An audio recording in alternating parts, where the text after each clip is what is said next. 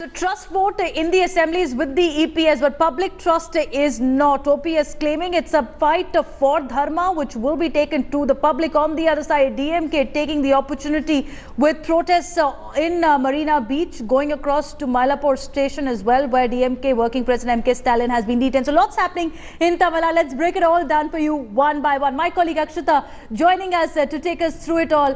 Akshita, what a day it's been in Tamil Nadu. Dramatic movement and moments in the assembly from there to Marina Beach. Take us through what's happened through the day.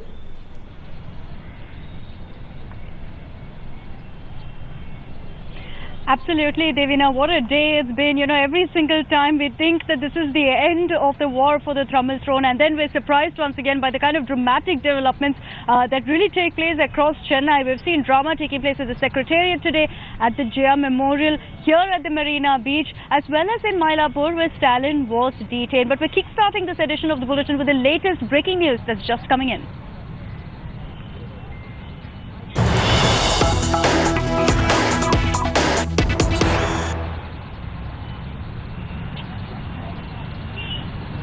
All right, MK Stalin, who was detained from right here at the Marina Beach after holding a massive protest, has now been let off. He was being held at the Mylapore police station. He was then taken to a marriage hall where he was seen seated right next to Maran. He's now been let off, so in all likelihood, he will head to his home in Gopalapuram in Chennai. Deputy Editor Rohini Swami is now joining us live from Mylapore with more details on the story. Rohini, Stalin's finally been let off. You've been there at Mylapore tracking all the latest. A huge crowd also that gathered to show their solidarity with him.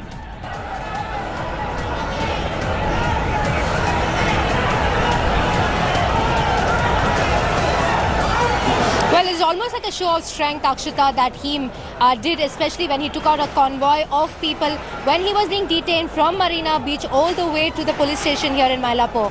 It was not just the fact that he was being detained by the police, but also a show of strength in terms of telling his supporters that the DMK has been insulted today in the Secretariat. The DMK MLAs were not allowed to vote. So here we are with the people trying to tell you that we have things planned out. And when Mr. MK Stalin, the working president, spoke to me, and he spoke exclusive to India today, he said it's a black day. And when I asked him what the next course of action is, he said wait and watch. Now there's a lot of political weightage given to that kind of a statement for the simple reason that DMK is looking at massive protests across the state, and starting with the attempted hunger strike that Stalin started at Marina Beach, which was not allowed by the police because of Section 144 or prohibitory orders that were put in place.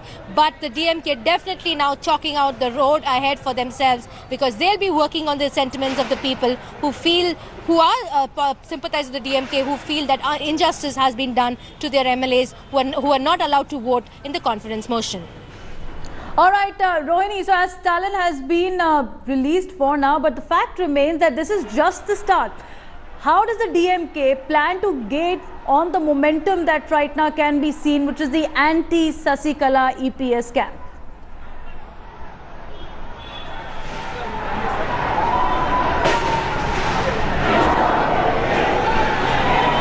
Well, we have seen, Akshita, how they had said that they will be voting against Edapadi Palaniswamy. We also seen the stand taken by the Congress that they are going to be against EPS and the conference vote of confidence that took place in the floor of the House. Okay. But this definitely, the stand that they are taking is going to be in their favor. When I've been speaking to my sources, they've been saying that the DMK is looking forward to an election, possibly. All right, so will there be a snap poll? That's the big question. Will there be a snap poll? Will we also see switching of loyalties from the EPS camp going ahead? It is just an interim relief for now. Peace being brokered in Tamil Nadu with EPS 122 MLAs. Is there going to be a fresh round of twists, a fresh round of protests perhaps on the ground? And the suspense continues to build up. Let's also take you what transpired inside the Assembly House today. It is after 30 years that Tamil Nadu Assembly has undertaken a trust vote. It was adjourned twice and there was major drama. And when I say major drama, take a look. MLAs clashing with marshals. Opposition DMK's demand for a secret ballot turned ugly in the Assembly. DMK MLAs rushed to the well of the House, surrounded the Speaker and manhandled him.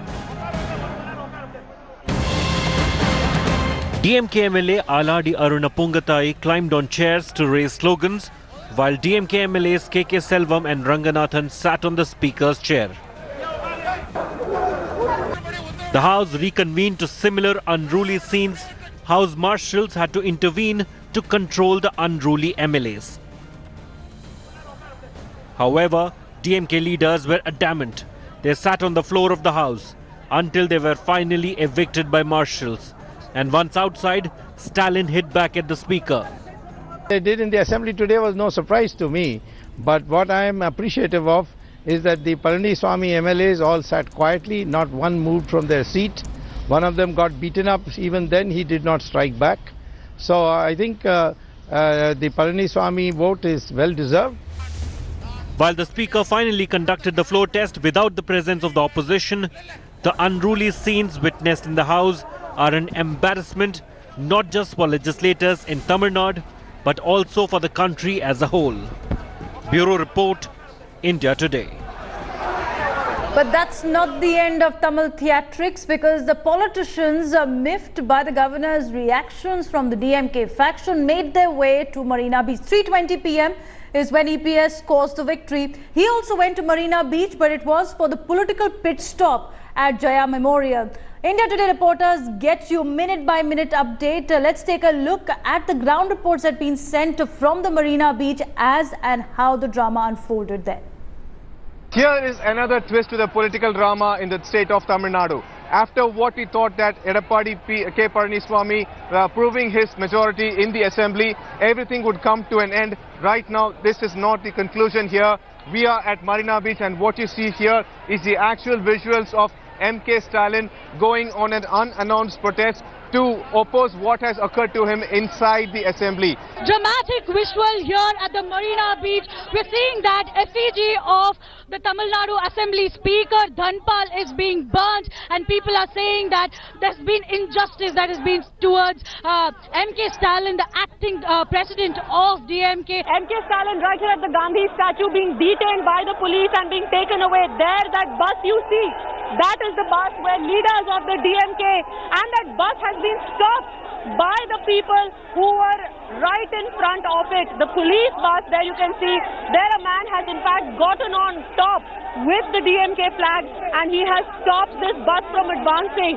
The supporters of the DMK not allowing the bus to move even an inch. Just see the entire expanse of this road is full of people. The police having a very, very difficult time. Now, Akshita, you've been camping in Chennai for the past 15 days. First, we saw the Jallikat movement. Then on Feb 7th, we saw the OPS taking pledge at Jaya Memorial. Today, we saw EPS at Jaya Memorial. Before that, Sasikala going there, thumping Jaya's grave thrice and vowing political revenge. It seems that Marina Beach has turned to be the new Dharna center and a political center, not only for the residents of Chennai, but also for the politicians. Absolutely. You know, the Jaya Memorial, we've been there for the last many days because every single day we've witnessed some drama or the other. It's become a hotbed really for protest, for politics as well. It started, as you pointed out rightly, Devina, with O. Pannirselvam starting his revolt, his revolution there. And then, of course, you saw Chinnamma Sasikala also doing the same. She went there just before heading to Bengaluru after being convicted in the DA case. She was seen, of course, taking an oath, very aggressive, clearly very frustrated as well. Today, I was at the Jaya Memorial. We saw what happened. Edappadi Palaniswamy was there with all the MLAs who had backed him at the Secretariat. 122 MLAs were present alongside him as he was seen there standing and paying his tributes to Jai Lalita. He then made his way to the MGR Memorial and then to the Anna Square as well. So this area at the Marina Beach has definitely become a hotspot of sorts for politicians of the AIADMK in particular to gather every time they have a message to send across to the public. Over the last 15 days, here's a look at how the Jaya Memorial has really become the center for protests and politics. This 40-minute silence last Tuesday changed the game of Tamil Nadu politics. O. Pannirselvam deciding to revolt at the place of his choosing, the Jaya Memorial at Chennai's Marina Beach. 2 days later, Shashikala Natarajan stopped at the Jaya Memorial on her way to meet the governor. A confident Shashikala was carrying the names of MLAs supporting her, nursing dreams to become the next chief minister.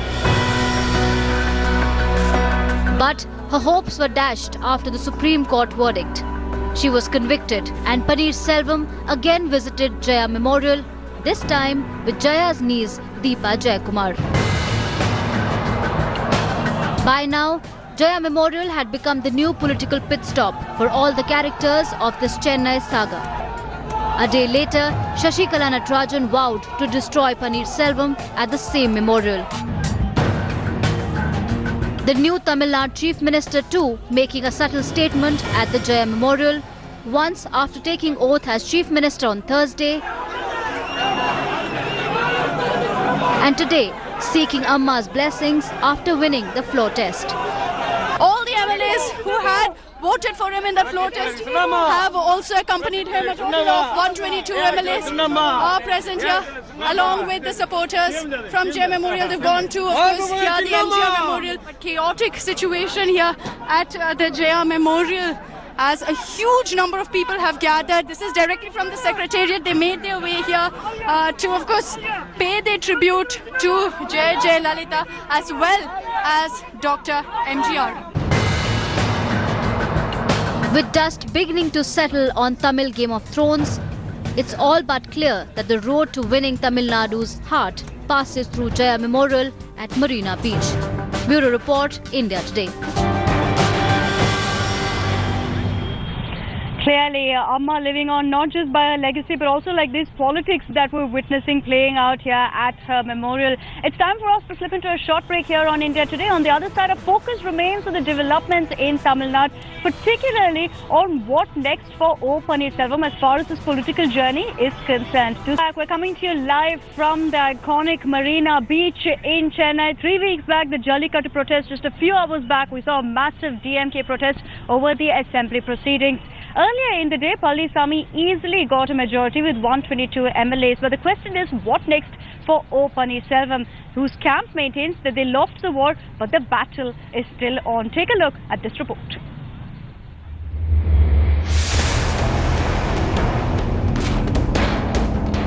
This was his big moment of glory, the 7th of February, as he slowly inhaled and declared a silent battle against Sasikala.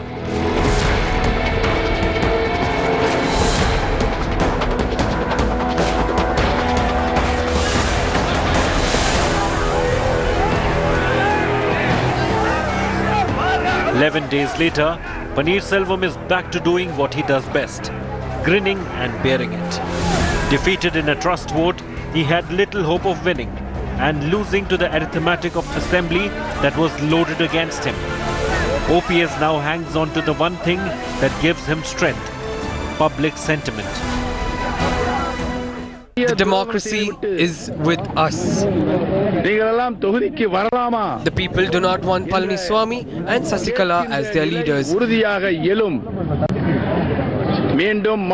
I assure that Amma's legacy and rule will prevail once again." But the OPS war now declared cannot be called off. Too much political capital has been invested for this to be a one-off war. We will definitely go to the public now. It's already been charted down. The OPS Anna has got a clear roadmap of what and all areas he needs to visit, what and all kind of events that we should conduct to ensure that the public voice is echoed once again. And this hardly the number of 122 is a momentous victory for them, but might not stay for a long period of time. I don't think poorly of him. I think he's a really decent fellow. But he has committed suicide because he listened to the advice of people who don't know anything about Tamil Nadu, and thinking that they represent a government in the center. He fell into that. He met the DMK leaders too, and that word got around, and that sealed his fate. The OPS camp, which had been exuding confidence thus far, has had its first solid dose of reality and has realized that the comfort of public admiration won't be enough to win where it matters, in the House. The question now is, can OPS sustain the campaign momentum? Can OPS stay in public's good books? Does OPS have a solid action plan? For starters, OPS wants to go back to the people and whip up the sentiment across the state. Well, this could lead to a Jallikattu kind of protest against what is seen as a remote-controlled Shashikala government. And given the precarious action, the way the administration of Palaniswamy goes ahead, OPS can go ahead and plan its next course of action should the incumbent government come crashing down. With camera person Daniel, Pramod Madhav for India Today. All right, so OPS camp vowing to continue their fight, and after seeing what happened over the Jallikattu protests, will we witness some sort of mass public movement?